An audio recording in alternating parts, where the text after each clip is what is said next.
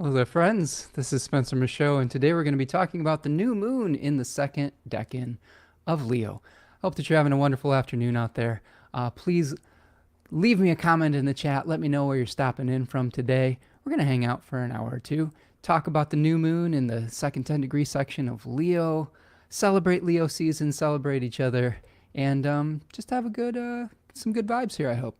So, I want to welcome a few of you here, my friends. Welcome, friends.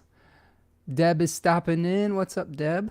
Joining us from the Big Island. Hope you're doing well, and happy early birthday to you. Deb's one of my Leo buddies. So, how you doing, Deb? Lauren G is here. Says hello from St. Louis. Nice to see you, Lauren G. Hope you're doing well today and having a good afternoon, my friend. Okay. Well, we're going to have a few announcements. We'll come back and welcome some more friends in a minute. But before we do that, let's just go over some announcements. Of course, if you're joining me, you probably are familiar with my work. I'm Spencer Michaud. I'm a Hellenistic astrologer. But if you are new here, you can find me at spencermichaud.com. I do readings. I do natal readings. I do transit readings. I teach astrology concepts. You can find all of that at the Book Now button at spencermichaud.com. I would love to work with you. If you're enjoying the work that I do with the decans, the tarot, the fixed stars, the myths, etc., that's a great way to get more information and to maybe hopefully help guide you on the path towards I don't know, towards clarity. Maybe that's the word. We're all on different journeys, but clarity is a nice thing, and I think astrology can provide at least a little bit of that. Okay. I also have a Leo season sale. I am going to show you a slide or two from my Decans of Leo webinar, but that is on sale right now for 20% off. If you're enjoying those webinar slides, I did a 2.5 to 3 hour webinar on the Decans of Leo that you can find on the store button at spencermichaud.com. This is a good opportunity to save a few bucks and to potentially get some more information about Leo and how it functions in your chart and some of the mythology associated with it, and hopefully to get some more understanding of how it operates within your life. I also have a beautiful magical partner named Tanya Andrews, who has a business called Third Coast Mojo over on Etsy. And she has some wonderful offerings over there on her Etsy account. You can see here, this is the Archer's Arrow soap, which is a Jupiter and Sagittarius magically elected soap.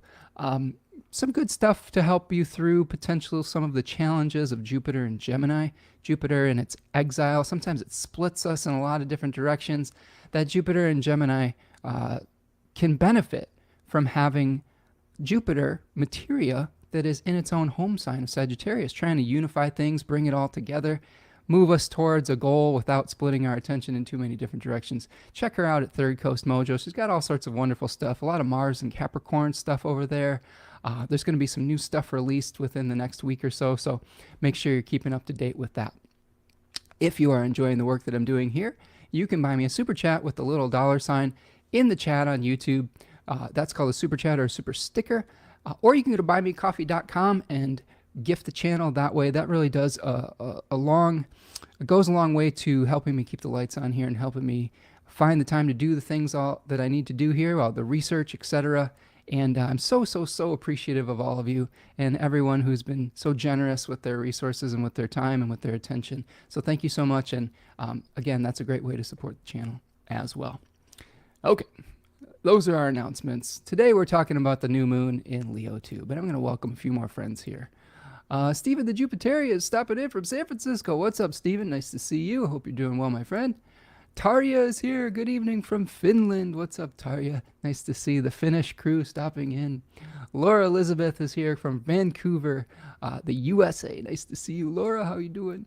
Rachel is stopping in from Ireland, says rainy again, enjoying a cozy Friday dinner. It's on time. So Mercury must be nearly retrograde. Lovely to join you.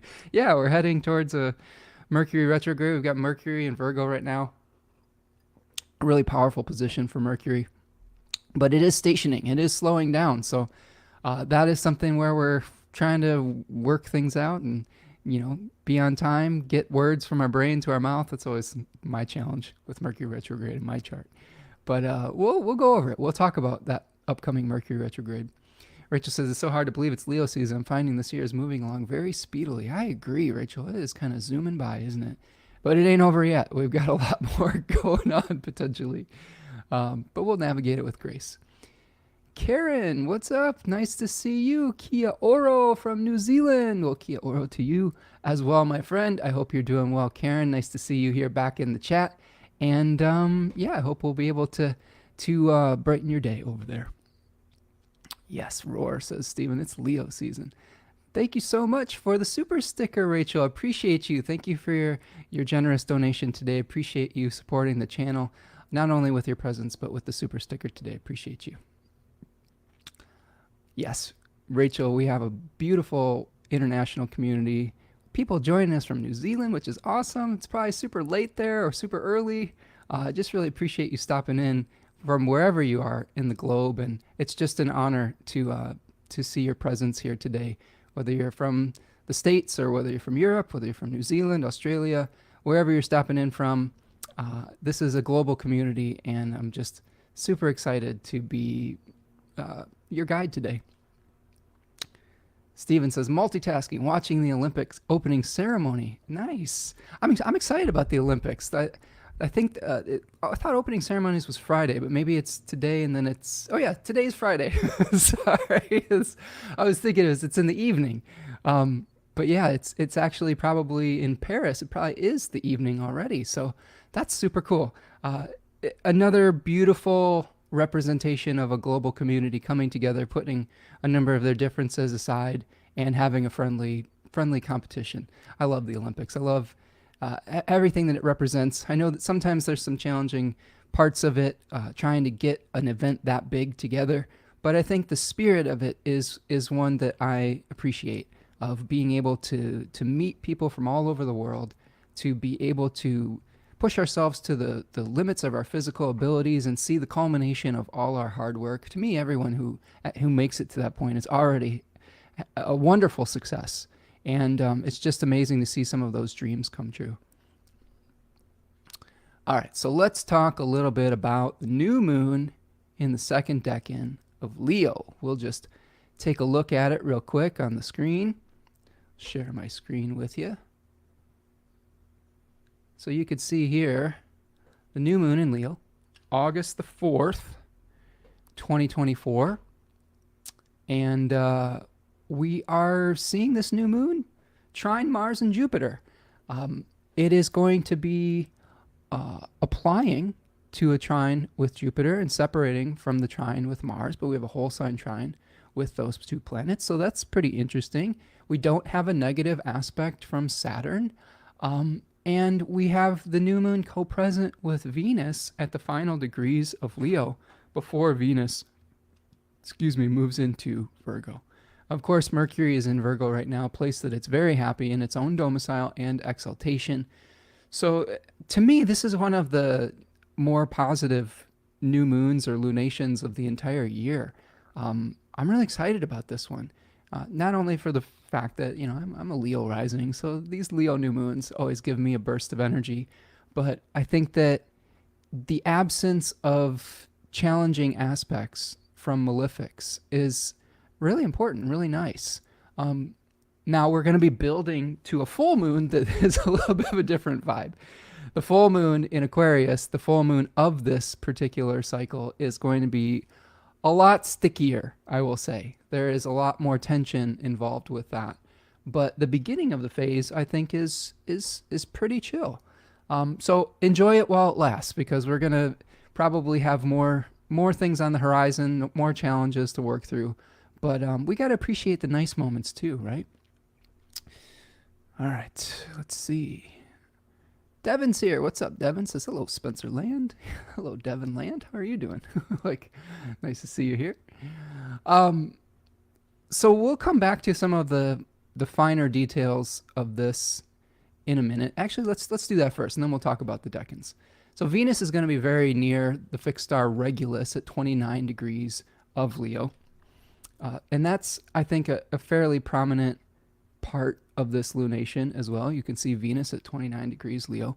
Regulus is actually precessed into about 0 degrees of Virgo, but I would consider this close enough that Venus is going to be drawing in some of the Regulus significations. And of course, Regulus is related to shining our light, pursuing power, the gifts that we might receive from visibility. We have to be careful with Regulus placements because we may get so interested in maintaining a position of power that we might start to do things that are outside of our integrity to maintain that. We have to be very careful, as Bernadette Brady advises us, not to lash out with vengeance or to seek revenge against our enemies with Regulus placements. That's sort of the nemesis to avoid with that. But Venus and Regulus could just have us having a nice moment in relationship to our own sense of personal empowerment, with being able to defend our beliefs in a way that's important to us. And it's kind of a peak moment before Venus is going to move into her fall in Virgo. Now, so this is kind of like, well, this big flourish, and then it's going to, recede into the background on some level. So, it's kind of this nice little oasis, I will say. Venus will be coming off of a square from Uranus at this new moon. So we have yet to hit the Venus-Uranus square. We're kind of building to that as I'm recording this on the 26th. So there might be some surprises with your relationships or with your desires potentially. I would really advise you to take a look at the Leo, not only the Leo section of your chart, but look at the Taurus and Libra topics associated with your chart as well, because Venus is going to be providing resources and maybe surprises to that area of your chart as well. We've got Mercury in Virgo stationing this particular lunation. So it's going to be slowing. Stationing is kind of a fancy word for slowing down and changing direction. So we have almost a standstill with Mercury at this new moon. And the next day, August the 5th, Mercury is going to retrograde in Virgo. Now, I'm not as concerned about this one particularly. I think that when Mercury retrogrades in a sign that is difficult for it, it can be challenging, like Pisces or Sagittarius. I think when Mercury is retrograding in its own sign and with double dignity in Virgo, I think we're able to review some important details, and I think some of that can be a lot less painful than it might be otherwise. That doesn't mean we won't see some of the slowdowns or the technical challenges, but I do think that even in its retrograde phase, Mercury in Virgo is still very powerful. So it's a really great time to review your systems, to review your data backups, to review how you're organizing your life, like storage and etc. I know in my experience here coming up, my partner and I are going to take a little vacation. So I think a lot of our vacation is going to be a staycation, kind of organizing our house and going through and getting rid of stuff and finding new ways to organize our space so that it functions more efficiently. And that's a great thing to do with Mercury retrograde in Virgo, is figuring out how to clear some clutter, reorganize your space so that it works for you instead of against you. I want to acknowledge the super sticker from Karen here. Thank you so much, Karen, for your super sticker today. I appreciate you. Appreciate your time today and just your donation. It fills me with joy and gratitude. So thank you so much for that today, Karen. I'm just happy you're here and appreciate you. Okay. So that's another factor in this new moon, Mercury in Virgo stationing retrograde the next day after the new moon. So much of this lunar cycle will involve a retrograde Mercury in Virgo. It's going to move back into Leo and station direct in Leo at the end of August, so we keep our eye out for that as well. And then we've got a couple other factors involved here, potentially. We've got the sun and the moon in Leo too. So this is a decan. that we'll talk about this. The host is going to be the sun in Leo too. That's a really powerful host for the new moon because the moon is being hosted by a planet in its own domicile. The sun in Leo is it, and this is a very fortunate decan of Leo. It's a Jupiter-ruled decan, and it involves the victory of authenticity, the victory of being able to merge your external expression with your true inner self. And we can see that reflected in the Six of Wands card that is associated with it. And I'll talk about that more in a second. But really powerful and really fortunate, a fortunate place. It is, I would say, the only negative part about Leo 2, in my opinion, is how do you manage your success? How do you treat others when you are in a position of power, when you are in a position of success, how can you win gracefully and share your success with others? Sometimes when we have victories, we can undo all the good that we created by hoarding the attention, hoarding the credit, hoarding the resources, whatever it is. And when we acknowledge the helpers along the way, when we acknowledge the people that helped us attain that successful, authentic victory of whatever it is, that encourages people to help us in the future. I think that one of the secret significations of Leo that I always kind of come across is Leo is probably one of the ultimate cheerleaders in the zodiac.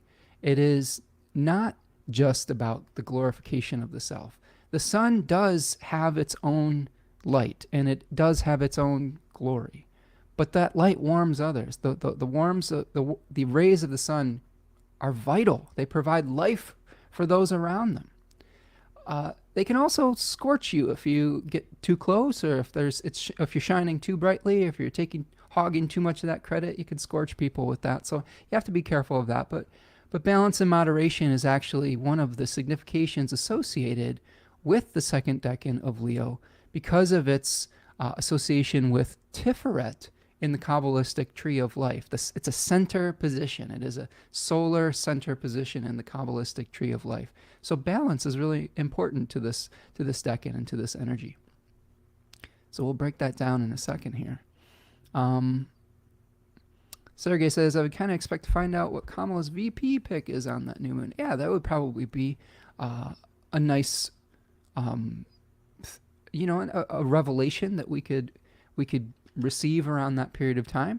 I do know that the full moon is going to be when the Democratic National Convention begins around the 19th, Monday the 19th. And that one has a lot of, squares and T-squares and grand crosses that are pulling us in a lot of different directions. So I expect there to be some, maybe not just confusion, but maybe a lot of different opinions coming out around that period of time. So we'll try to at least preview that a little bit as well. Yes, thank you, Karen. You are awesome. Steven says, I'll be at a campsite on August 4th. Hope so all goes well. Well, I hope your vacation goes well as well. New moon in Leo, though, I think it's going to be a nice time. Devin says, Sergey, we might hear about it when the moon is conjunct Venus a couple days later. That conjunction is the first traditional aspect out of the beams. And is that Venus Regulus moon conjunct? Yeah. So that's, absolutely, Devin. So what Devin's referring to is the first aspect that is going to happen after the moon escapes from the bond traditionally. And you can see that here around the 5th when the moon and Venus conjoin here at about 1 degree of Virgo. And I think that even though Venus is going to be in its fall, it is going to be very close and co-present to Mercury retrograde in Virgo, a powerful Mercury nonetheless. So I do think that there are some factors that could smooth out some of the normal challenges of Venus and Virgo with Mercury being there. Sometimes Venus and Virgo is accused of separating things out into categories when it would be easier to merge and try to bring things together. Sometimes when we are trying to create something artistically, Venus and Virgo can represent maybe being overly critical of ourselves or our creations or others in the creative process. So that might be something that could be happening as well. So we just have to watch out for those things. Those are just sometimes pitfalls we have to watch out for potentially. Okay, let's see what else we got going on here. Dimphy's here. What's up? Dimphy says good evening to all. Good evening to you, Dimphy. Hope you're doing well over there in the Netherlands and having a wonderful time in your beautiful garden. Cookerzilla is here. What's up, Cookerzilla? Says 12th house Scorpio stellium ruled by Mars and Leo. Notice Leo has a lot of parameters before it can burn at its brightest. I think so. I think it's a journey. Not every Leo jumps out of the womb, like Barbra Streisand saying, "Don't rain on my parade." That was a song I chose for my advertisement on Instagram. Don't tell me nothing. Don't rain on my parade from that musical. And I was like, that's the ultimate Leo 2 song. Don't rain on my parade. It's just like, let me be me. And funnily enough, Barbra Streisand is a night birth with the moon in the second decade of Leo. So I thought that was, so she's of course a Taurus sun. But yeah, that was pretty interesting to me. I always love when that happens, when you pick a song that tries to embody the astrology, and then the person, the artist, often has a connection with that. It just is, it happens more often than you think. Lauren G says, my natal moon is in this decan, and it's one of my favorite placements in the whole chart, but we all love our Leo placement. See, Lauren, you have the same moon placement as Barbra Streisand, so I hope that you're getting all the love and appreciation that moon desires. Devin says the sun also regulated the universal pace and rhythm, both in our heart centers and seasonal rhythm of the earth. Yeah, definitely associated with the heart and that centrality. I like the regulatory direction you're guiding us into, Devin. I think that we see that a lot in relationship with like planets that are in or out of bounds, right? Being able to set a standard on some level. I think that there's also a sense of eternity that happens, or immortality with the sun versus something like the moon, which is much more about fluctuation and change. There's something enduring about it, and that's something to be appreciated in a changing world as well. Steven says, Leo is my 9th whole sign house. No planets there, but the sun in Pisces, and 4th whole sign house. Yeah, so you might have a new start within your house related to higher education, your belief systems, the reason why you might do something publicly, because the 9th is connected with the 10th house of praxis or action out in the world. So I wish you luck with that. And it sounds like, Stephen, you're already going to be on a trip too. So sometimes when we're taking journeys that are outside of our normal routines, that can be represented by the 9th house as well. All right. So those are the main factors that I'm seeing with this chart. Again, no aspects that give me concern, really. Again, we'll see plenty of that when we get to the full moon. But in the beginning of the month, it's probably a nice time to appreciate each other, our own authenticity, to come together with an expression that we can really feel confident about. Cooker says, for 3rd decan Leo Mars, also in the 9th, I've been learning to live and let God a bit better. Yeah, though that 3rd decan of Leo has a little bit of a different vibe, doesn't it? It's more about defending our beliefs, but also knowing when to come down off of a fixed position.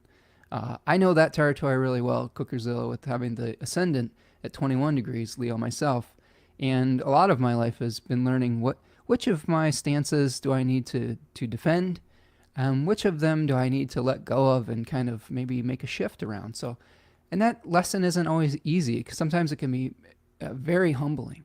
But I think that as we go along the journey, we start to know ourselves a little bit better. We start to feel a little bit more confident in allowing ourselves to be in process rather than having to just be one thing for our entire life.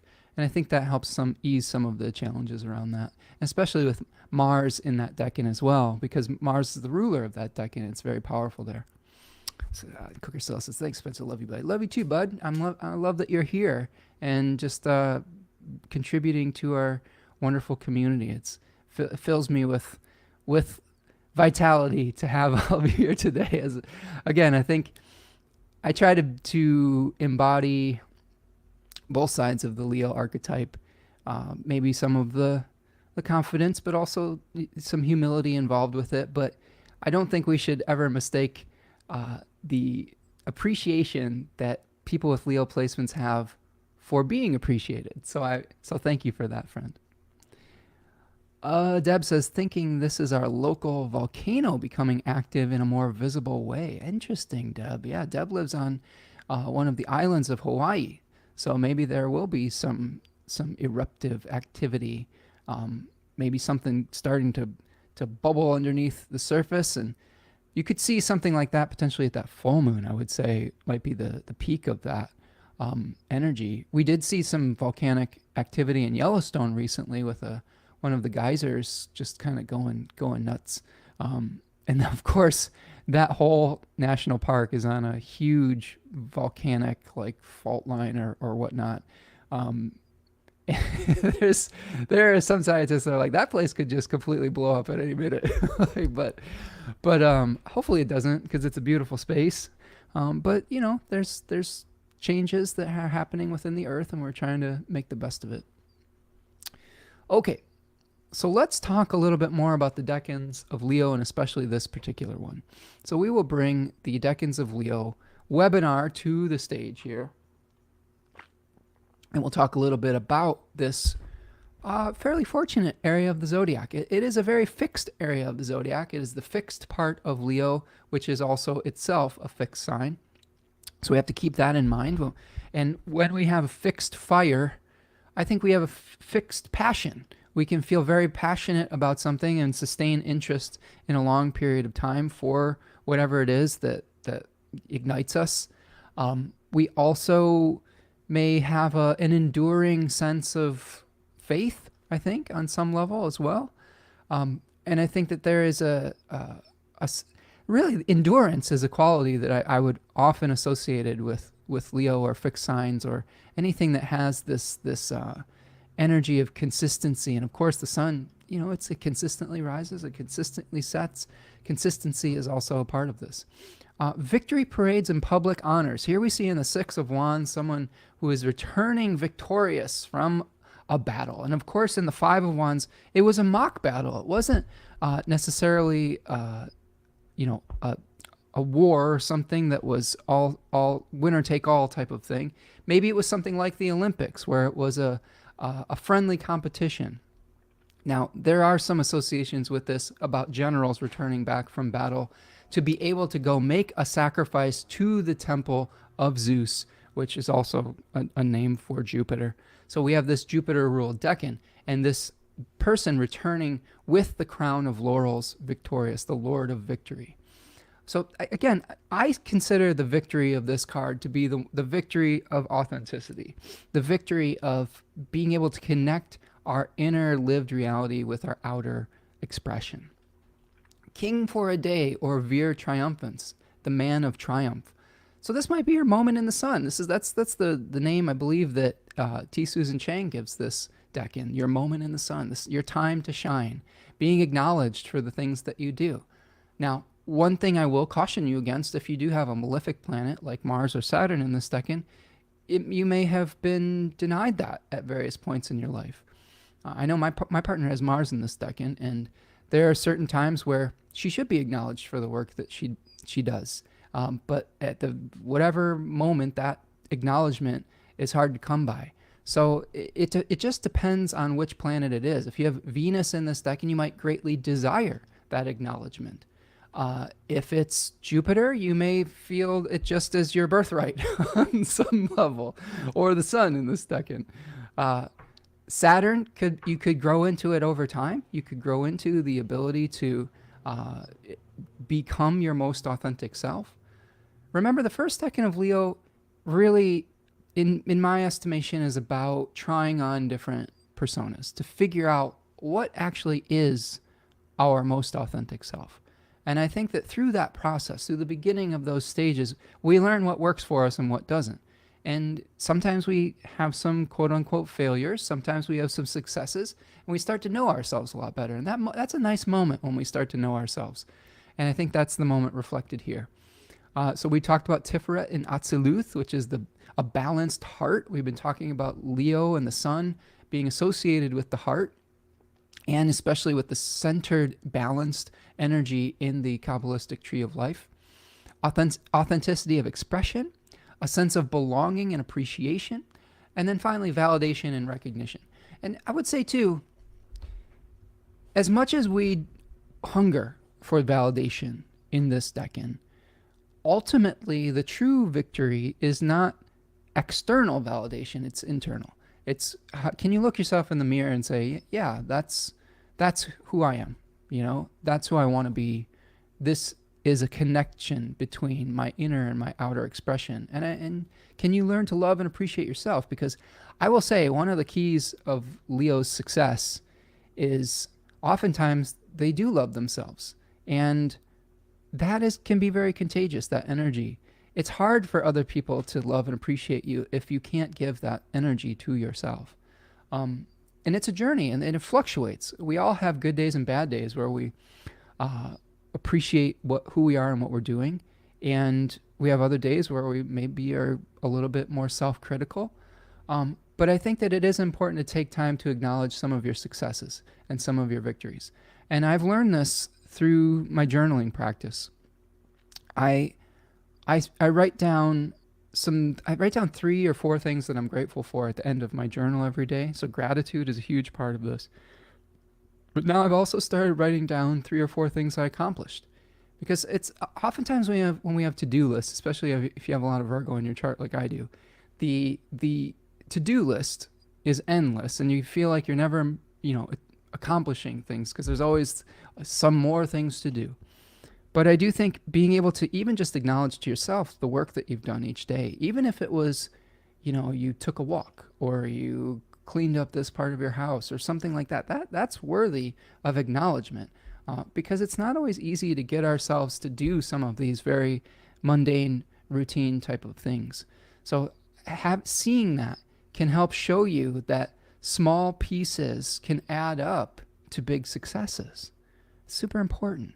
And everything that we do each day doesn't have to be this grandiose gesture. Oftentimes the revelation that we see of somebody's success is just a series of micro movements over time.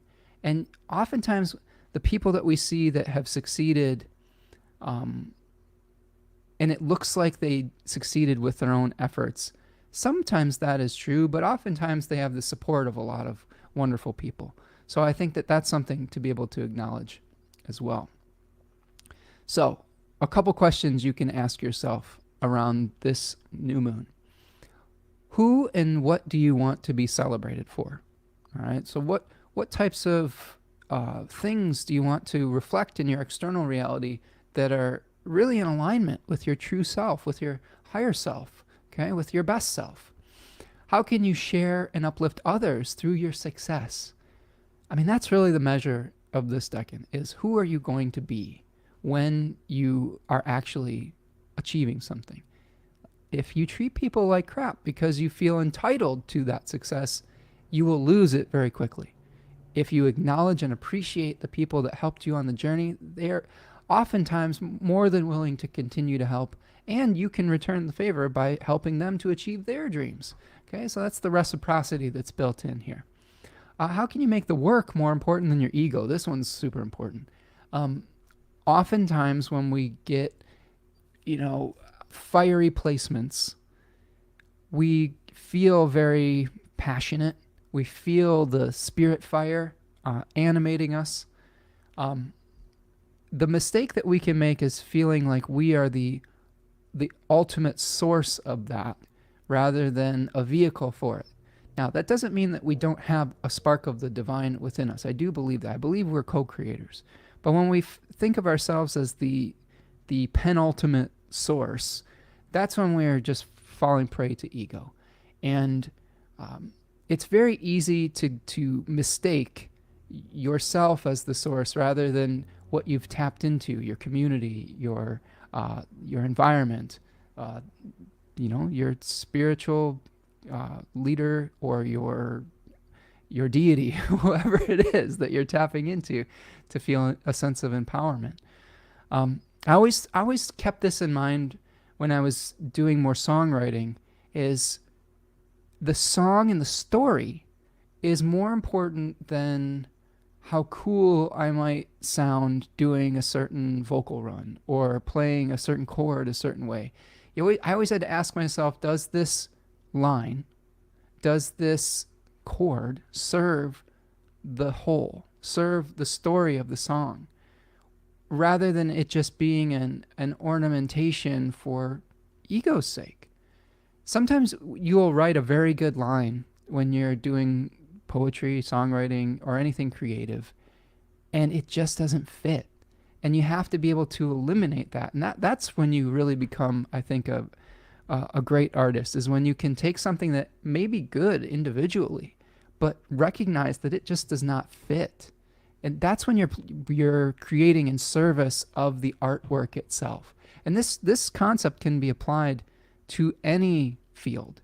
Like, let's say you're an architect and you have this really cool, ornamentation on the outside of the building. If it doesn't fit with the other design of the building, it isn't serving the structure. It's serving the ego of the artist. So that's a really important thing to remember as we move through this new moon, is how can what you are doing be in service of the work that you are doing, rather than in the service of just your own glorification. Now, you may get some acknowledgement through that. And honestly, the people that are most acknowledged for the work that they do, I find, are the ones that are committed to the work. I was seeing something about an interview with Michael Jordan the other day, and he's not he has come down off of his pedestal in a lot of ways over the years. But there was an interview when he was younger where he was saying that much of his success is because he loved the game of basketball, and he wasn't really considering what it became, but his love drove him. He's like, I had a clause put in my contract that said I could play a pickup game in the park if I wanted to, because I just loved to play that much. And you can tell how much he loved the game, and it was reflected in his skill and how he inspired others. So I think that the love of what you are doing will eventually, potentially, bring you acknowledgement, but it's not a guarantee. And that's another thing that we see in the opposite side of Aquarius a lot of the times, is sometimes Aquarius, being a Saturn ruled sign, will deny us this acknowledgement that we so desperately desire sometimes. But that doesn't mean that the work wasn't worthwhile.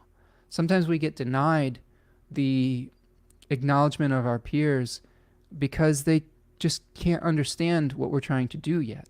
And as painful as that is, if we think in the long term, we know that at the end of the day, what we were doing was meaningful. And that can get you through some of those challenging times where you don't feel like you're having the acknowledgement of your milieu. So can you view yourself as a channel rather than the source? We've talked about that. Where does your character still need cultivation? It's super easy for us to fall into these traps, these traps of self-glorification over the glorification of the work itself. It's easy for us to hog the credit when we need to share it with others. All of those are opportunities for growth. And then finally, this question is interesting and related to a book called Astrology, The Astrology of Fate by Liz Green. It says, whom does the Grail serve? And this is related to a story of Parsifal, the knight, one of the Grail Knight, where he's in search of the Holy Grail. And he goes on a journey. He meets this frail fisher king, and he asks him the wrong question. And the question is related to potentially the glorification of the self rather than the service that he later comes back after his first failure and asks whom does the Grail serve? How can I be of service rather than just attain this quote unquote enlightenment? What am I going to do with it? When I gain this light, when I gain this victory, how am I going to multiply that success by utilizing it in service? So whom does the Grail serve? It's so easy to stop when we succeed and say, you know what, I've done it, good for me. But that's a great way to fall into obscurity very quickly. And the people who sustain their success are continuously trying to multiply that success by bringing other people on board. All right, so let's check in with the chat here. We've got some nice comments coming in here. Dimphy's talking about Uranus at 26 and the North Node at 26 degrees Leo, third house. Oh my goodness. So you're going to have an interesting full moon, Dimphy. We'll talk about that one. Those degrees are going to be activated around that. Tom's here, says namaste all. Apologies for arriving late. Hey, Tom, nice to see you, friend, and thank you for the beautiful gift that you sent. Tom makes these, they're kind of these mandalas. You'll have to describe it better, Tom. I don't have a great way to describe it, but there's these beautiful pieces of art that are in these geometric patterns, and I believe that they are helpful for meditation tools, and it was mounted on this nice little rainbow mount, and so I just appreciate that, Tom. Thank you so much for your generosity. Sergey says, got Sun and Leo 2 on Dubhe. Yes, that's around 13 Leo, I believe. That is in a fixed star in the Great Bear, if I'm not mistaken. Sergey says, but in the 12th house, so I don't know. Like, I like being acknowledged, but also dislike attention sometimes. You know, that's an interesting point, Sergey. I, too, my friend, am a 12th house sun, and I go through that same dichotomy, that same paradox, where there's times where I will enjoy the attention and acknowledgement, but there's other times I don't want to be visible at all. I actually think this is kind of a Leo thing, not just a 12th house thing. Leo, I have found, we either want to look and feel our best, or we don't want to be seen. Does that make sense? I think that the great fear that I've had as a Leo type, and maybe others share this, is the fear of embarrassment. I think that oftentimes that is something that really drives me and motivates me to work very hard, is I don't want to embarrass myself. This was true when I was doing more public music, is I didn't want to get up on stage and make a mistake and have people like laugh at me or something. That was a great motivator. But I do think that this is not uncommon for people with Leo placements, is the fear of embarrassment as much as the desire for acknowledgement. It's two sides of the same coin on some level. But I think that there is an archetype of the shy Leo as well. As a young person, I didn't like being seen at all. And maybe this is a function of my Leo North Node, Aquarius South Node axes, as well as having the ascendant in Leo. But yeah, I had some moments where my mom in particular, who was very social, would push me out in front of to visibility. And it was very painful, and I didn't like it, but I did learn from it that a lot of what we're learning in Leo is how to exert our will. How learning that by participating, by being present and active, that we can actually affect the outcome of something, where oftentimes we see the opposite, Aquarius being the observer, saying, how do we observe and stay more objective and hands-off? Like, I think if you have placements in Leo, learning how to direct attention, learning how to direct your willpower is a really important lesson. That was something that was an important lesson that I think my lovely mother was trying to teach me was, yeah, sometimes you have to step up and say what you want. Like, particularly, like, I think I was like 8 or 9, and my mom made me go order at a restaurant, like, while she stayed in the car and by myself. And I was just terrified. And I sat in the car for like 20 minutes, just like crying. And I was like, no, I'm not going to do that. I'm not going to talk to some stranger. But she wouldn't leave until I did that. And I did it. And the world didn't end. And I think maybe it helped me get more comfortable. It was a little traumatic since I keep telling that story into my 40s. But it was a moment of realization that sometimes we do have to assert our will to be able to move something forward. Deb says, third decan of Leo, I was a bit heady in my past life, and now I must accept my karma and truly grow up. Yeah, potentially. And who's to know what our karma or what our past lives were like? I mean, maybe more of you have ideas about that.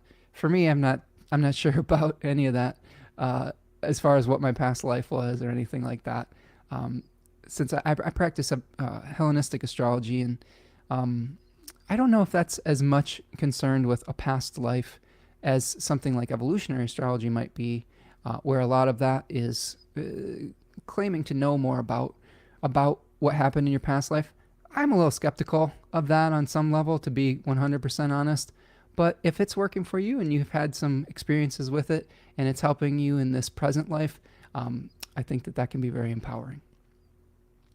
Cookerzilla says, first Saturn return, 5 degrees Pisces, has made me realize how hard it is for others to resonate with you when you don't resonate with yourself. Amen to that, Cookerzilla. I agree. It is hard. It is hard if you don't know yourself. How are you going to allow other people to know what you're all about and to appreciate you, right? Steven says, the Parisians know how to throw a party and open ceremony for the Olympics. Yeah, it's interesting. Like, I always find it interesting that the Olympics start in Leo season. At least the summer ones do.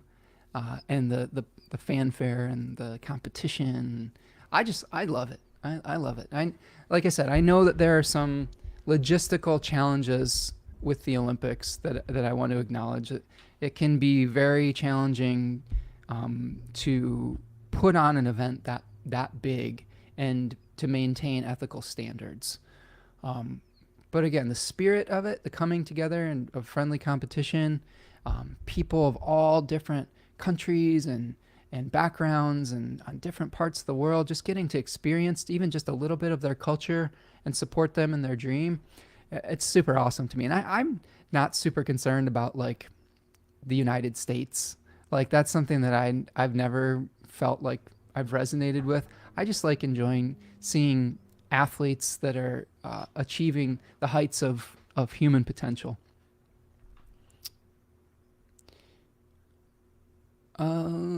Yes, the cart follows the horse always. Yes, for sure. Let's see. Success is the three sisters, and it is much needed. Yes. Yeah, Deb.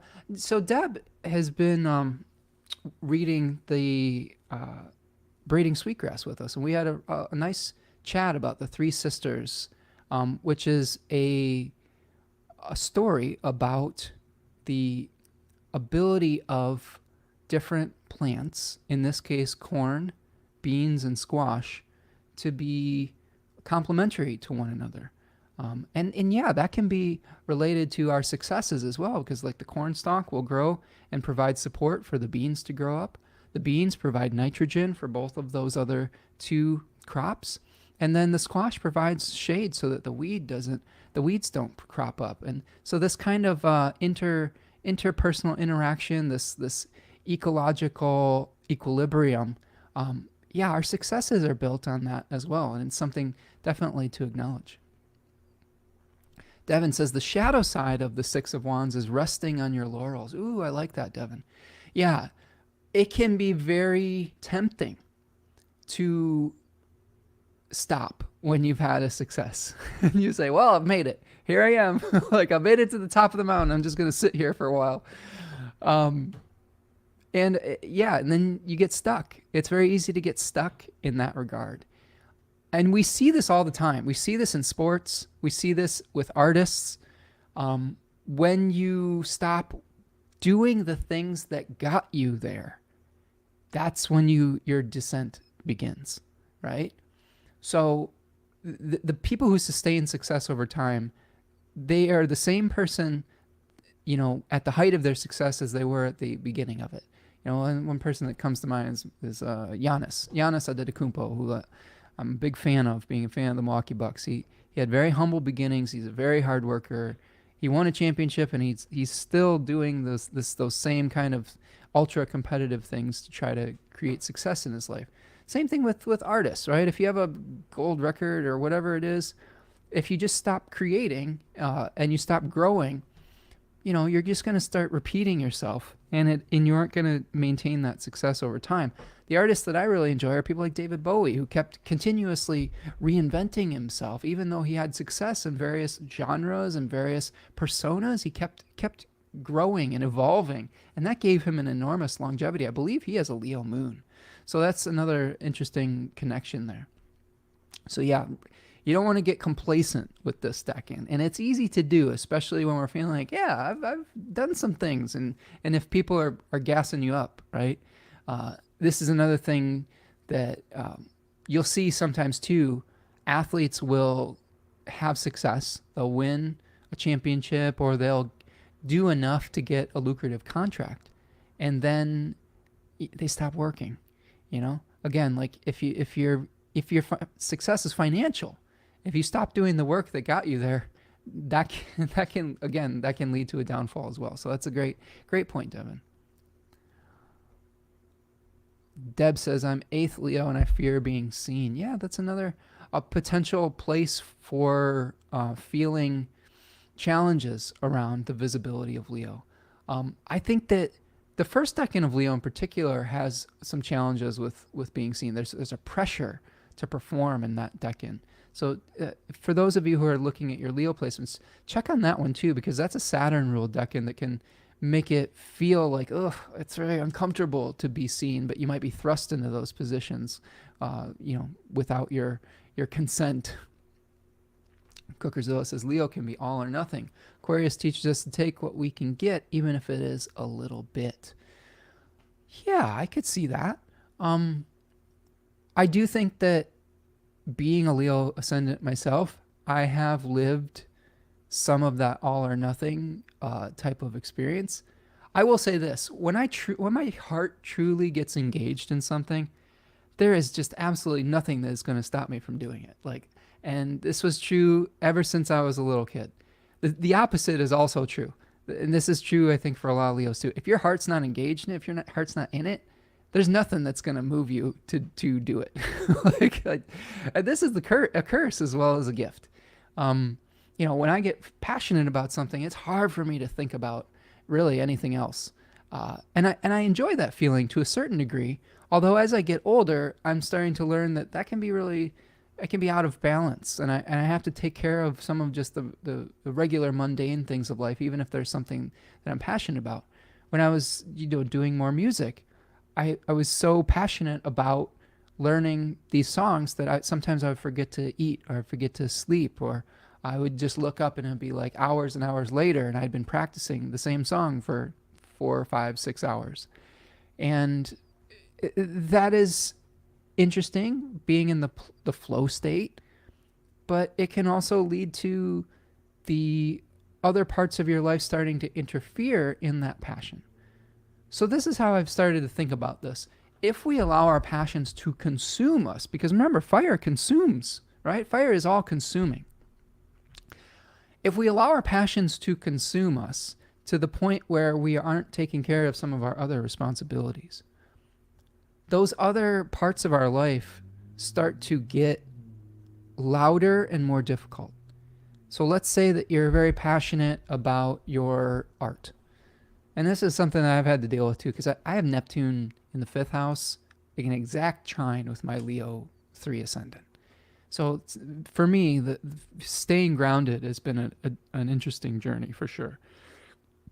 But what I'll say about that is that the more you ignore the mundane, not fun things that aren't a part of your all-consuming passion, the more you're probably going to have to deal with them when your lack of equilibrium and balance has put those on the back burner too long. And that's really painful.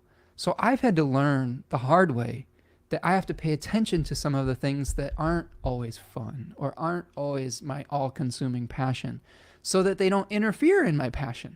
Does that make sense? This is true for like budgeting, for me. Like I have a stellium in the second house with both malefics there, and I paid zero attention to what was coming in and going out as a young person, and it got me in a lot of trouble.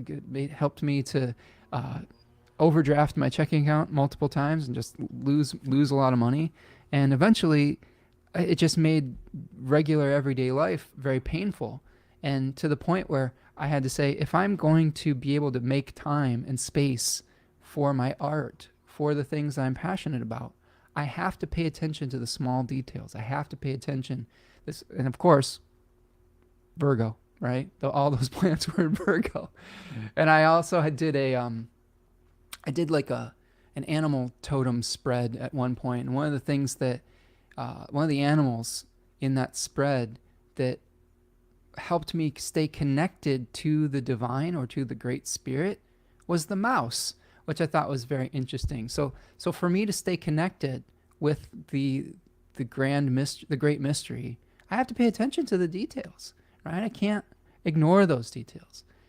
And so I think that's good advice for us during Leo season and during this Leo new moon too, is it's okay to get your flame lit, to become ignited with passion, but try to balance that out with taking care of the practical things in your life too, so that you're not being pulled away from your passions when through your ignorance of the other types of things in your life.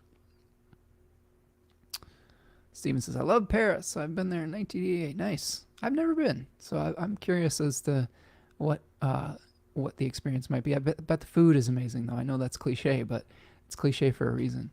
Tom says, I made a meditation medallion based on the form of Sri Yantra, but shows the orbits of the planets based on Chaldean order by the speed of the planets. Yeah, Tom does great work. If you want to throw your Etsy account in the chat box, Tom, go ahead so people can find you. But yeah, a lot of great work there, and just really appreciate what you're doing.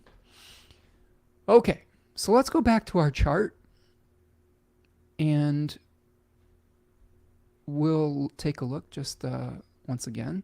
And what we're going to do, I think what we'll do first is we'll take a little stretch break. So after the stretch, we'll kind of look at how this might unfold over the lunar cycle, all the way up to the full moon. Okay? So stretch your legs out, get a drink of water, get a snack, whatever it is that will help you sustain for the next, 20 minutes. We're not going to go too much longer. I'm going to be on vacation after this. I'm pretty excited about it. That being said, there won't be a live stream next week. Tanya and I are taking the whole week off and just taking some time to take a little bit of a break. Don't do that very often. I think I've maybe missed a live stream maybe 2 or 3 times in the last 6 years. So that endurance quality of Leo rising is fun, and couple it in with a second decan Taurus moon, sometimes it's hard to take a much needed break, but I'm going to do that. And I think I've earned it. It's not going to be that fancy of a vacation though, friends. This is really just going to be like, let's get caught up on our house projects and stuff like that. So, okay. So do me a huge favor, friends, before we keep going. If you haven't already, please like the video. If you're new here, please subscribe to the channel. We, as you might have gathered, we're here pretty much every week. Around Friday afternoon is our usual time, 1 or 2 p.m. Usually, depending on the planetary hour, I make an adjustment. If it's a bad planetary hour, I move it a little bit. But we've been going about 2 p.m. usually Eastern time. And yeah, make sure that you sign up for the newsletter, that you'll be able to know when I go live via the newsletter. You also see some new offerings from Third Coast Mojo with my partners, Etsy, magically based elected Etsy shop. So check that out too. Of course, you can find me at spencermichaud.com. You can book a reading there if you want to get some more information about your own personal chart. And you can follow me over on Instagram, Twitter, and Threads at Spencer Michaud. I don't post too much on my social media, but I do like to share an appreciation of the natural world. I think that's what I use my Instagram more for. Every once in a while, I'll post something that I find amusing. But more often it's something I just find beautiful. I'll post some stuff about my garden and post some stuff about just some of the beauty in the world. So if that's something that you're into, go check me out. All right, let's see. Cooker says, following your dreams can leave a lot of people and things in the dust. Also a lifelong artist, Leo Mars is shifting into a more receptive role now in my 30s, while also learning how to keep the fire burning long term. It's a really delicate balance, isn't it, Cookerzilla? I have had a lot of changes in my life where my passions had to be balanced out with my responsibilities. And I will say, I don't know if you're a parent or not, but parenthood is one of those great humbling experiences where you learn very quickly that your own needs often can take second place to the needs of your child, as they should sometimes. Although I think it is healthy to still be pursuing our own personal interests, even while we are being parents, because if we put too much stock and energy into projecting our own creative fire onto our children, that can become unhealthy too. But but yeah, it is a delicate balance, and I think it ebbs and flows. I will say that there's been times where I've just been on these creative waves, and I was very very productive, and then there's been other times where I was lying fallow, where I was resting. I was gathering information and experiences that eventually crop up as a new interest or a new creative burst. I think creativity is very similar to the growing season, right? Sometimes we have abundant periods of growth, and other times we're resting and we're composting. So I wouldn't beat yourself up too much if you're going through one of those periods of rest and of gathering experiences and information. I've had to learn that the hard way too. Is if you don't give yourself that time and space, the well becomes dry, and what you are drawing upon just doesn't feel inspiring anymore. Rachel says, it does feel super to have a good clear out, but can I gently advise you and Tanya to take some real time off too? Maybe even a half day trip or here or there. We all need that, especially in the summer. Yeah, you're right, Rachel. And we've been talking about that because the two of us with our Taurus moons and Virgo Saturns, oftentimes when we do take a vacation, it becomes a work from home type of things. So yeah, I think we're thinking about that too. I think that we've got a list of movies that we would like to watch. I think visiting a beach would be super nice. I think we have our eyes on at least a day trip, like you were saying, for going to the beach. I haven't been to a zoo in a while. I have mixed feelings about the zoo, but I do really love animals, and seeing exotic animals is fun. Sometimes I see beautiful animals just going to a nature preserve. I like seeing them in that setting better. But there's something to be said about, uh, raising money and awareness for animals all over the world. Um, so maybe that'll be on the docket. I don't know. We'll have to see. We'll have to see. But that's good advice, Rachel. Rachel says sometimes we have to be passionate about showing up for the most mundane things, which is entirely possible when we appreciate the value in those humble activities. Absolutely. A lot of people talk about chop wood, carry water, right? And this is what some of the monks do. And it's super important. Like, as you learn about integration between physical, spiritual, etc., and seeing things like a mystic would, you cease to see the separation between those things, and you can see, God in the details. You can see, the divine in washing dishes. I mean, have you ever seen a beautiful bubble catching the sunlight? That's a transcendent experience, right? So I think you're right, and I think it's a good reminder. Devin says, have you talked your creative output with Jupiter transits, and where's your lot of worlds? Hold on a second. Lot of works. Um, I don't. I'm not. What is the calculation for the lot of works? That's one I haven't used yet. But it sounds interesting. I would be curious to know where my lot of works is. I wonder if we can do that in here. Let's see. Lot of works. Lots. Well, I don't know if Astro Gold has that. Potentially. Maybe it does. I'm not going to, I can't,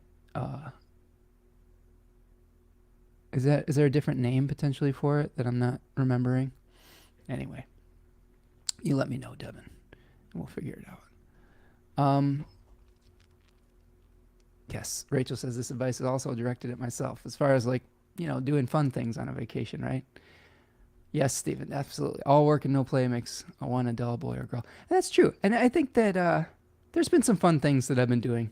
So I think I've been, my new Leo fire, a lot of it has been directed towards the Lord of the Rings recently. I've been just getting really fired up about reading the books and listening to the audio books of Andy Serkis, the actor that voiced Gollum, reading those books, and I've gotten really into this collective card game, Lord of the Rings, the card game, which is very strategic, and it really ignites my strategy brain. I love the artwork. I love the puzzle to try to solve with that, and I love that world to inhabit too. So that's been where some of my passion and fun has been directed recently. But yeah, getting out of the house and doing some things has been fun too. I've been doing a lot of gardening also.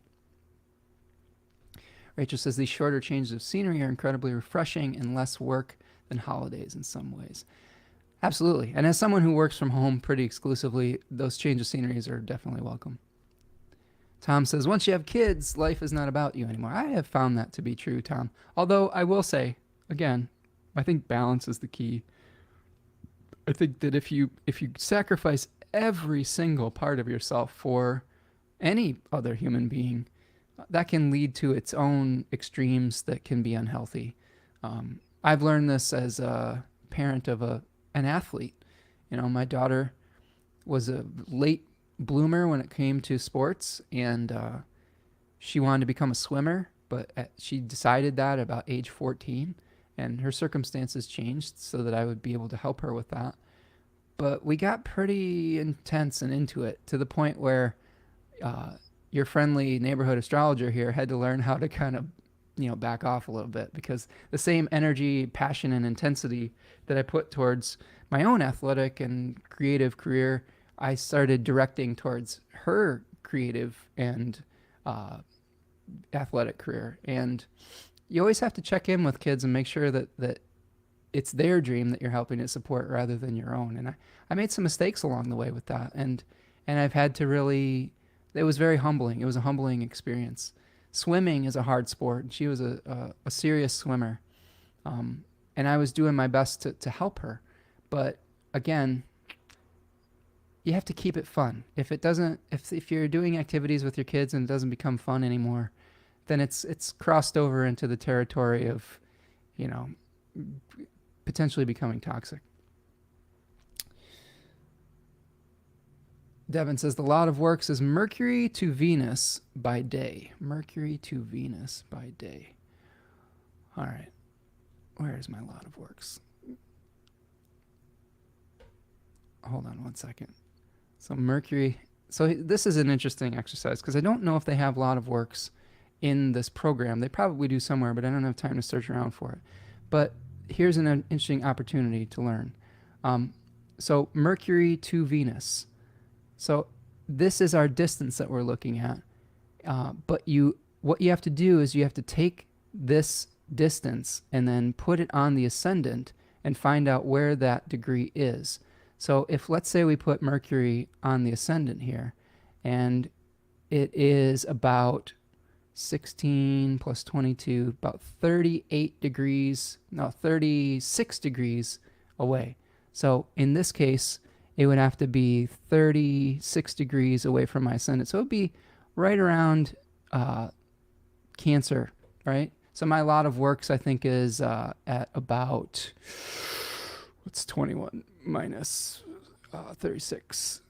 Or it's 36 minus 21 is 15. My lot of works is right on my sun, about 15 degrees Cancer, if I'm doing that calculation correctly, Devin. Maybe you can tell me if I've done that correctly. If that was too complicated, friends, I'm sorry.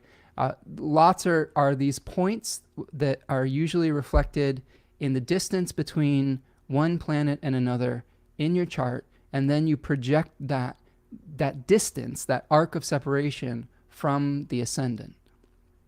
So that lot of works. Yeah, so maybe my work is to create community or create the walled garden or other things that the Cancer 2 decan represents. I think my lot of works is on the fixed star Sirius also, so that's interesting. So maybe I want my work to be immortal, which is one of the significations of Sirius. And that's true. That has been something that I've thought about a lot. Okay. What else? These are great comments. I love all the participation we have here. Devin says, have you tracked Jupiter in your creativity? Oh, that's interesting. Jupiter rules my 5th house, so that would be a very good way of tracking my creative output. I haven't done that consciously, I guess. What I will say, Devin, is the last time Jupiter was moving through Gemini, I was in the music studio recording an EP, and it was fun. It was also a lot of options. When I got into the studio, I was like a kid in a candy store, and the types of artists that I liked were very Baroque, if that makes sense, like the Beatles and Elton John and David Bowie. There was just a lot of like orchestration going on, and I wanted to make basically like a 70s Elton John record or a Beatles record, like a Sgt. Pepper. And I was just getting overwhelmed with the arrangements and with the editing process. And eventually the engineer kind of kicked me out of the studio because I was just so meticulous about every single little part of it. And he was like, you know what? You can't be in here anymore. Like, I'll mix this and you can give me notes later.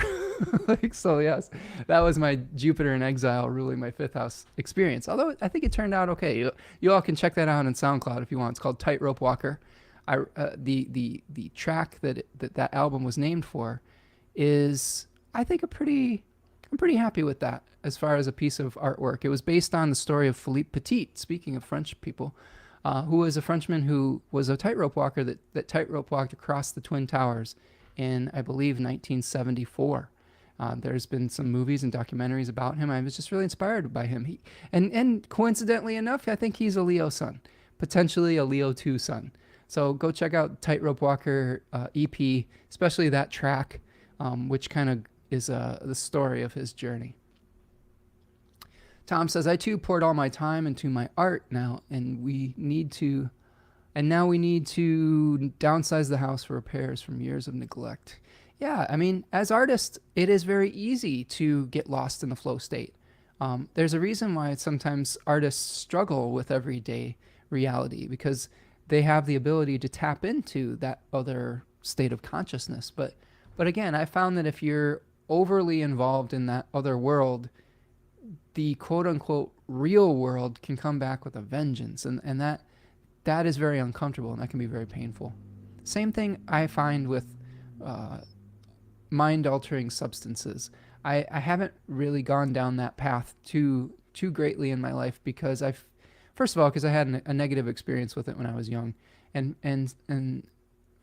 the other way is that I think that if you escape reality too much, when you have to come back to it, again, it can be painful and you can be out of balance and equilibrium. So, not saying that if that's your thing, that there isn't a way to do it responsibly, but just for me personally, because of my passionate nature, I had to be really careful of stuff like that, because I kind of am and have the tendency to be all or nothing with things. Jennifer, what's up, Jennifer? Nice to see you, friend. Rachel says, unlike my siblings, I couldn't get into The Lord of the Rings as a younger person, but now I'm really drawn to the book. Yeah, I love it. I love the camaraderie with it. I love the fantasy world. Some of the war themes are harrowing, but I do like the spirit involved in having the kind of the most, I don't know if the most powerful character, but the highlighted characters being the most humble ones. I love that about it. I love just everything about the hobbits, and consider myself kind of a hobbit, kind of a mix between a, if I had to be one, I'd probably be a mix between a wizard and a hobbit. That would be my maybe Radagast or something like that, like someone who is very in tune with nature. Probably if I lived in a different time, you'd probably see me covered in like bird crap, like just trying to tend to all the creatures of the earth. But I digress. Oh, Stephen, have a great weekend, friend. Enjoy the Olympics. Rachel says it can be scary to turn our energy to things we don't feel a natural aptitude for, and yet there is a magic to working on something you are not necessarily passionate about and doing a solid job. Absolutely. Learning to do things that aren't, part of your dopamine fix, right, is really important. It's very easy for us to get addicted to the dopamine rush of art, of like scrolling or whatever it is, and that's something that I've been trying to work on too, is how do we, to maintain equilibrium in our lives, how do we do the things that maybe don't give us that immediate gratification? Rich says, I haven't heard of a lot of works either, but I wonder of a lot of service would also be a good name. Must be invented by a Virgo. Yes, absolutely. Devin says, the bound ruler helps shape it. Okay, good. Jennifer says, lots are reversed for the night sect. Yes. And Devin is confirming that. Absolutely. So yes, you have different calculations if you're a day or a night birth. Oftentimes you'll reverse the calculations based on whether you're a day or a night birth. So good catch there, friends. Okay, so let's keep going. And what I'd like to do is just walk you through some of the experiences that we might have directly after. Now, I've gone over a number of these recently, and I want to direct you to the Astrology of August if you'd like a more in-depth examination of some of these aspects. But I do think it is interesting to just see kind of what the next week or so outside of the new moon is going to be, and then we'll wrap it up for the day. And I'll begin my vacation. Okay. Rachel says, I love Becca Tarnis's work on Tolkien. I'll have to check that out. I like Becca Tarnis. She's very knowledgeable, and it's good to know that that exists in the world. So again, as Devin was pointing out before, the first aspect the moon is making after releasing from the bond, after separating by 15 degrees, right around here, right, is the conjunction with Venus in Virgo. So this is, I think, potentially fortuitous. That decan of Virgo is related to learning new skills, working hard on our craft. So maybe we will have a nice experience about finding the resources that we need to work on our craft, to be able to express ourselves in a more authentic way. I think that's could be an interesting manifestation of this, is saying, okay, now we have a burst of energy where we start to know ourselves better and know what we want, know what inflames our passion. But when the moon hits Virgo and escapes from the bond, then we say, okay, well, what skills do we need to organize that passion and to bring it to a reality? And I think that this moment, the day after, as Mercury is stationing retrograde, we may discover that we need to reskill, that we're missing some skills, and that we need to work hard and bring together not only the resources, but the abilities necessary to carry out our vision. And here's the thing, don't beat yourself up about that. There's nothing wrong with that. It actually takes a great amount of humility to say, you know what, I don't know. And I should look into that, and I should keep going and reskilling. Remember, that's the key to sustained success. I think it's not easy, but it's not impossible to gain success. They say that the sun shines on a dog's ass once, every once in a while, right? But if you want to sustain success over time, you better be continuing to grow. because it's very easy to stagnate. And I think it takes a great amount of self-awareness to say, you know what, that would be a skill that I could really use. So that's our first aspect that we see here. Then Mercury is retrograding that same day, the 5th. So you can see here 4 degrees Virgo. So again, reviewing our skill set, reviewing our resources, reviewing our process. To me, Virgo is very process-based. So we will review our process, and maybe we'll eliminate some parts of it, but also we will acknowledge the things that are working. This is the thing that people tend to not understand about Virgo, is not only can they identify flaws, but when you have prominent placements, you can identify things of value. And that I think is a great way to be able to understand what will move you forward, is being able to identify something valuable that you want to learn or that you want to incorporate into your systems. And then the 7th, we have Venus conjoining Mercury. Okay, so another kind of watershed moment here, where the retrograde Mercury is applying to Venus, which is applying to Mercury. So the information we need might meet our desire to relearn something. So I think that could be actually a fortuitous moment potentially. When we move forward to the 9th, and I'm going just quickly through these again. If you want to hear more about these in depth, check out the Astrology of August. The 9th, we have Mercury retrograding under the beams of the sun. So you can see this is a moment where Mercury is going to be going within 15 degrees of the sun. Mercury going underneath the beams of the sun retrograde has been likened to Mercury as a psychopomp entering into the underworld. Now, my experience of the underworld, I think it's more about going into our past, going into our own knowledge set, rather than any externalized knowledge. When Mercury is visiting Olympus in its direct conjunction, when it's conjoining with the sun, getting ready to Cazimi in direct motion, that might be getting information from an external source. But I really feel like the retrograde Mercury is knowledge that arises from within. And we may have a really interesting moment that forces us to do some self-examination, that forces us to revisit some things in our past, or revisit what we might want to work on moving forward. Okay? So that's always, those moments of phasis are really interesting.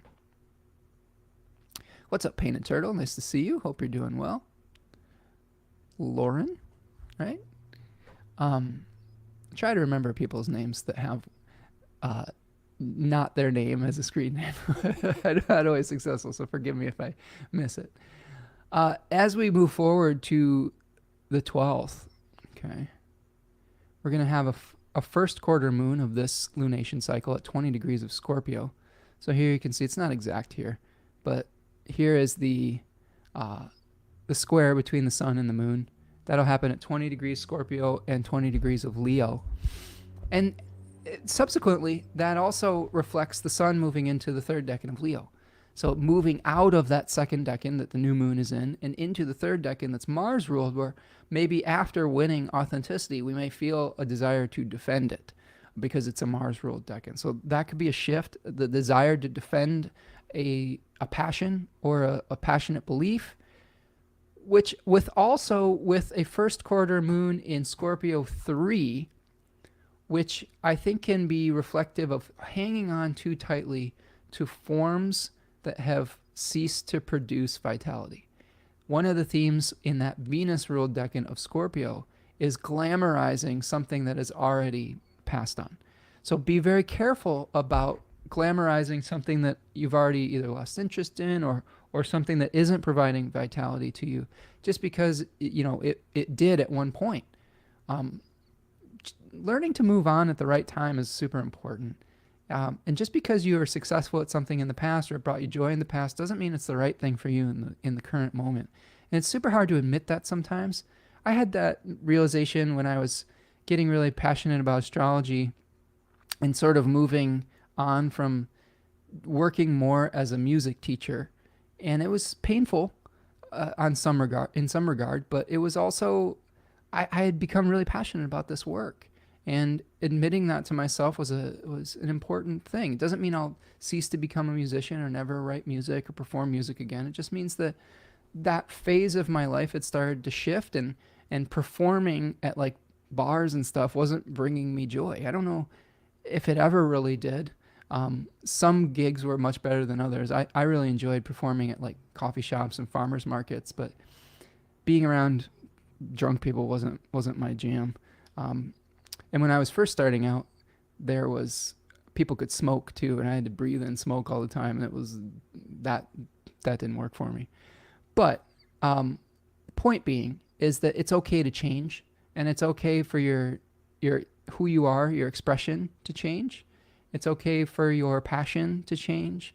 And if you hold on too tightly to something that isn't working for you, there are more and more debauches that happen. That's the name of that third decan of Scorpio. That can really lead you down some dark paths. So be careful of that.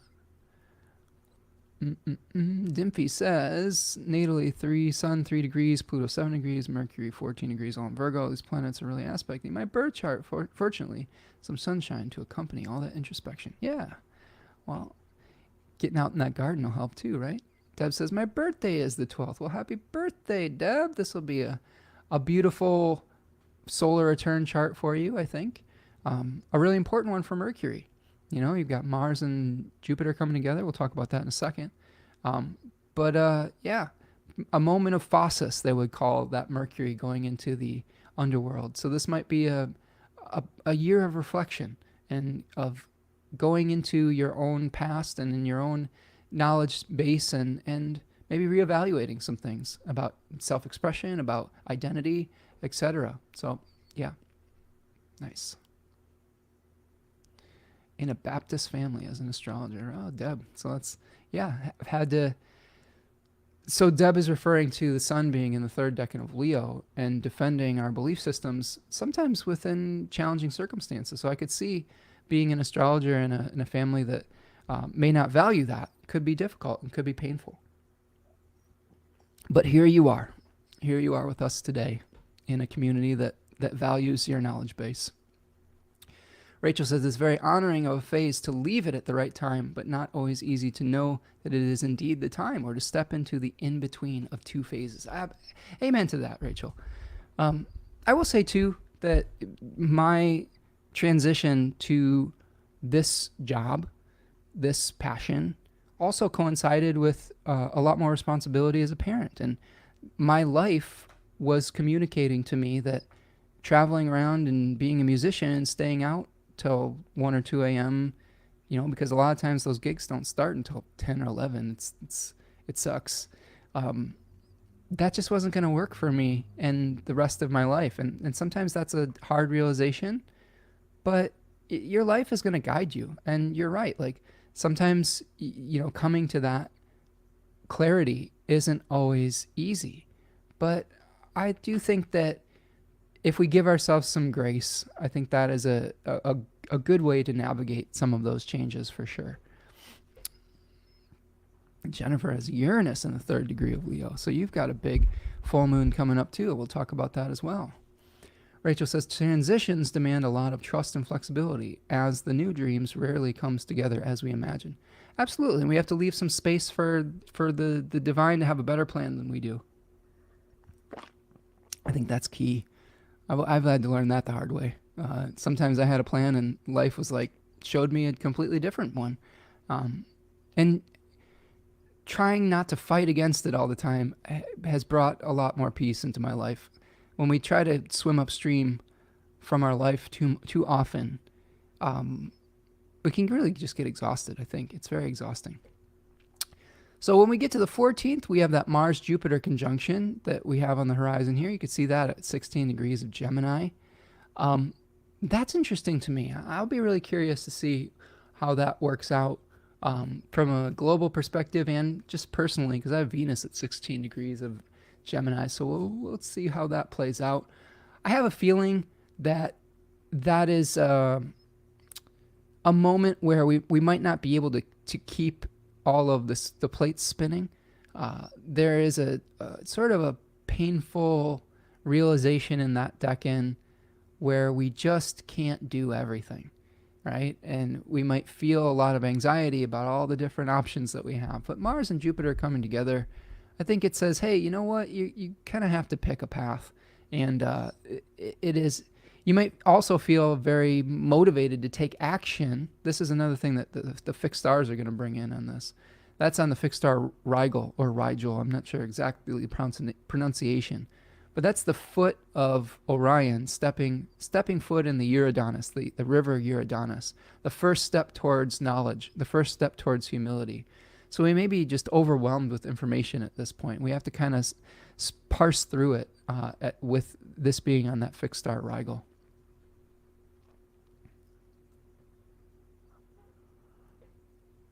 Let's see. So then we get to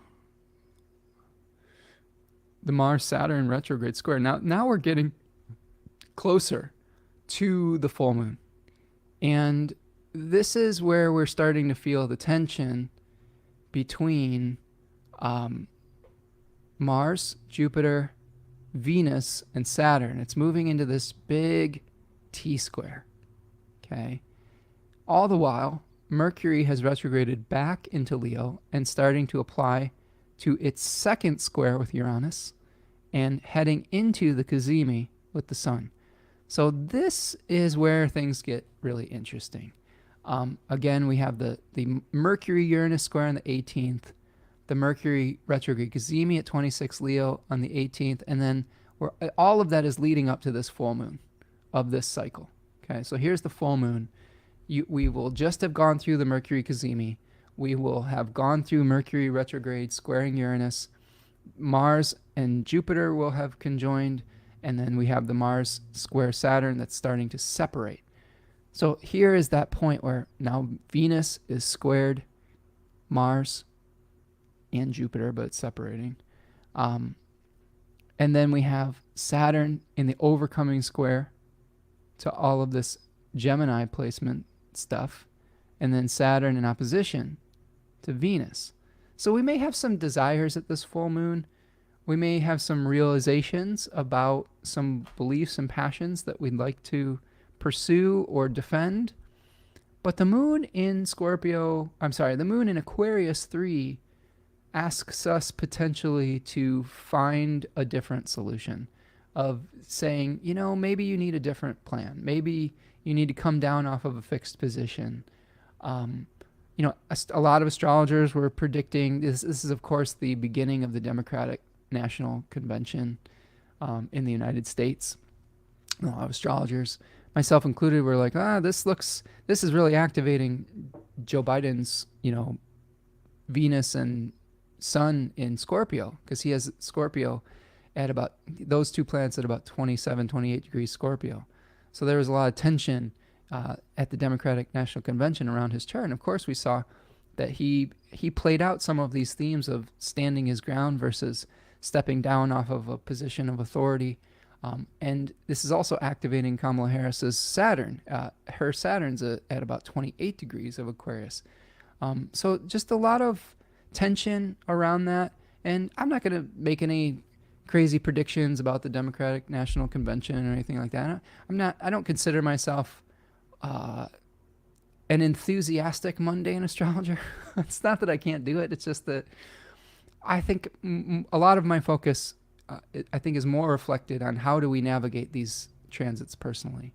And I think there's always solutions to that. And I don't really enjoy, well, first of all, I don't super enjoy divisive topics. And I also don't enjoy self-aggrandizement that comes with like, see, I made this prediction and look at how amazing I am for making this prediction. I like, one of my colleagues recently was saying, if you're good at astrology, you don't necessarily have to like hop on the Instagram live or whatever the instant a prediction that you made came true, because that's just, you're like, yeah, of course that's what happened, because that's astrology. If you have faith in your technique and your predictive abilities, you're going to make those predictions quite often. And you don't need to like highlight it. It'll be just a body of work that you have over time. So another reason why like the mundane kind of like grandstanding around astrology, I don't know. There is definitely an ambulance chasing vibe to some astrology work out there too, and I don't really enjoy that either. That being said, I do think that I'll play devil's advocate to myself. I will say that sometimes it is important to connect with the events going on around us so that we can be prepared mentally, so that we can find our own balance and equilibrium. And that was especially true, I think, with the Mars Uranus conjunction that we talked about on this channel and astrologers have been talking about, because the messaging around that was, how do we maintain our equilibrium while other people around us might be losing theirs? And for that particular way of approaching astrology, I think it can be very important. I think that if you know a difficult transit's coming, if you know that there could be something upsetting that you see in the collective, you can prepare for it by giving yourself and others extra space. I will say that this full moon might be one of those moments again, where I think that because we've got the Sun and Mercury squaring Uranus, because we've got this T-square between Saturn, Mars, Jupiter, and Venus, I think that we may have a lot of options.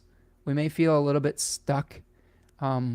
We may desire to move forward, but there may be some obstacles involved.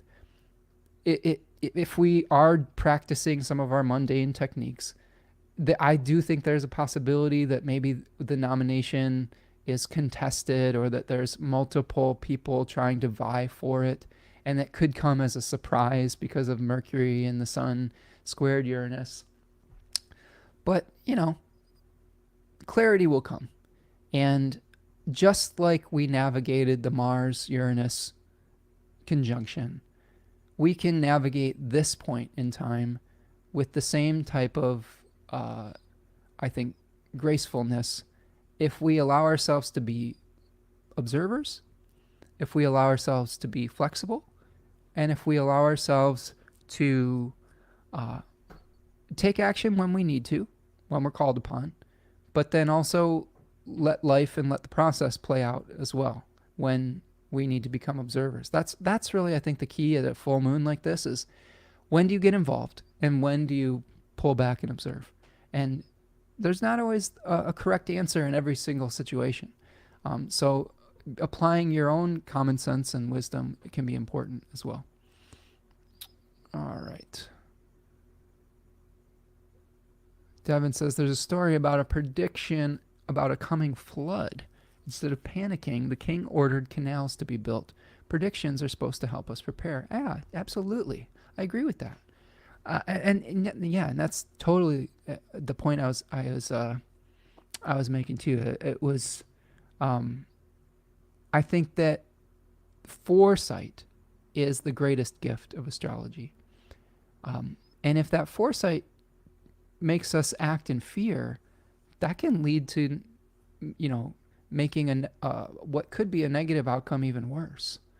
So how do we prepare in grace rather than in fear? I think that's really super important. We've got some turtle talk. Let's see.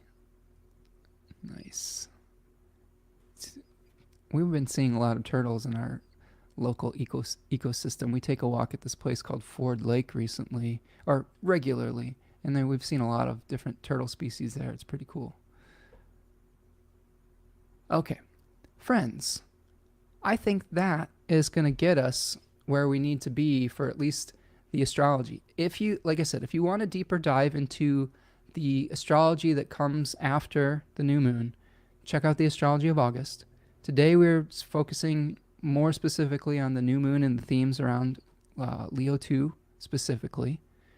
But I do think understanding that this new moon is a nice oasis and that the full moon could be a little bit more intense will, I think, allow you to appreciate that moment. I think appreciating peaceful moments, I think, is just as important as navigating difficult ones. So if I were to have advice for you, I would encourage you to appreciate the moment and maybe some of the good things in your life, and that can lead to good outcomes. So let's do an I-Ching reading. So I got an I-Ching for you, and it was just one hexagram, no changing lines, and it's number 17, and it translates to following, adapting, allegiance, loyalty, hunting, pursuits, uh, adaptability, right? So this is encouraging us to be flexible. Uh, Jack M. Balkin says the hexagram Sui, I believe is how you pronounce it.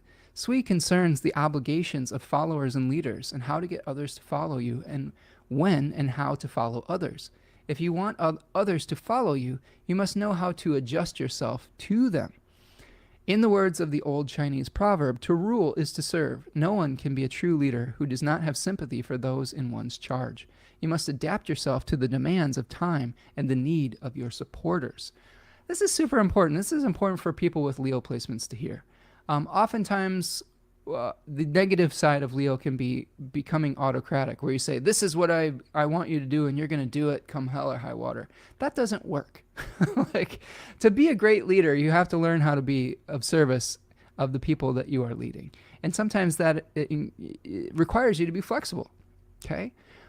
Jack goes on to say, when your leadership is established on trust rather than fear, you maintain the base of your support by continuing to work on behalf of those who follow you. They in turn will support your endeavors, and in this way, everyone will benefit, right? Okay, so this is also about understanding about when you're following someone, are you following them for the right reasons? So learning both sides of that equation is important. When you are thinking about following and gaining, moving in support of a leader, does that leader reflect your true values? Do you believe in what they are doing, or are you trying to fit in? That's an important thing to ask yourself with this as well. If a leader isn't in alignment with your values, it's okay to choose a different path. This is something that I've come face to face with many times in my life.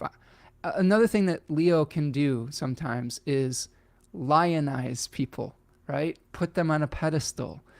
Consider human beings, like elevate them to the status of a deity or a demigod. I used to do this with artists and athletes all the time. And then reality would set in. You're like, oh, that's probably, you see them as true human beings, as flawed human beings, and then you relate to them in a different way. And I think it's important to have that type of realistic relationship, even if we are being led in a positive way too. Asking questions of the people that are leading you is super important. And that brings us to our animal, which is the coral. We've had the coral before. So you can see this beautiful coral. Coral's kind of in trouble right now. The oceans are warming up and coral is dying off. We need to really help preserve our coral reefs because they're super important to the ecosystem and the structure of the ecosystem. So coral teaches us about our structures in life. So we have this Mercury retrograde in Virgo that's coming up around this new moon, where we might be able to restructure our lives in a way that could be mutually beneficial. Coral is about sharing. I love this. This is a beautiful manifestation of this. Coral is a very interconnected system. One part of the reef can only survive by relying on other parts of the interconnected system. So think about how you fit into your ecosystem. How can you go with the flow of your life? This is something where I think that being able to flow with the changes that we're going to be seeing with that mutable T-square, Grand Cross, almost, it's a T-square. There's going to be a lot of things in flux and in motion around that full moon of this cycle. How can you move with those changes, right? Rather than holding on too tightly to something that could, be past its time, past its prime. And I think coral allows us to lighten up a little bit, feel our feelings. You could also play the role of a support system for someone else. That's really what coral can teach us too, is that it is this support system. Look at all these little fish. Look at all the life that the coral supports. Okay? So how can you find that and create that within your own life? All right, my friends. That's what I've got for you today. Thank you so much for hanging out with me. Do me a huge favor. Like the video if you haven't already. Subscribe to the channel if you're new here. Subscribe to the newsletter if you want more updates. And I hope that you have a great Leo season. I'm going to be on vacation next week, so we're not going to have a live stream next week. It's Tanya and I are taking a vacation, right? So it's hurrah, it's vacation time, right? Doing a day trip with a friend by the sea, says Rachel. So be there with you in spirit, Spencer. Appreciate it. Thank you, Rachel. Appreciate that. Right? So we've got the Aquarius perspective. We don't do gurus. Yes, I'm not really a guru person myself either. So yes, I agree with you on that. Dimpy says, Tanya and Spencer have a wonderful vacation. Hope you won't miss your broadcast too much. I might. I might miss my community here. But I think it's okay to go silent for a little bit. I'll be back. I don't think there's any danger of that. Rachel says, very apt that coral reefs are so threatened right now in our individualistic world. Ooh, I love that connection, Rachel. Yeah, nature is a great teacher for us, especially for things that we need to learn and that we might be struggling with as a community. Jennifer says, I look at it as leaders support the needs of the people within the community. I think a graceful leader does, right?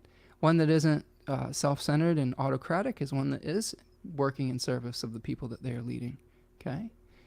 Tarya says, thank you, Spencer. A wonderful vacation. Thank you, Tarya. Oh, thank you, Rachel. I miss all of you too, but I'll be back.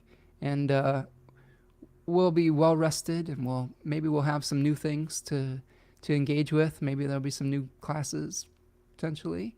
Some new things for the fall. So keep your eyes peeled for all that.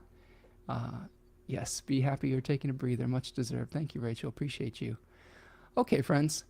That is what I've got for you. Go check me out at SpencerMichaud.com. Follow, like, and subscribe at Spencer Michaud on Instagram, Twitter, and Threads. And have a great weekend. And I will see you the next time. Appreciate all of you, and wishing you the happiest of new moon, friends. Peace.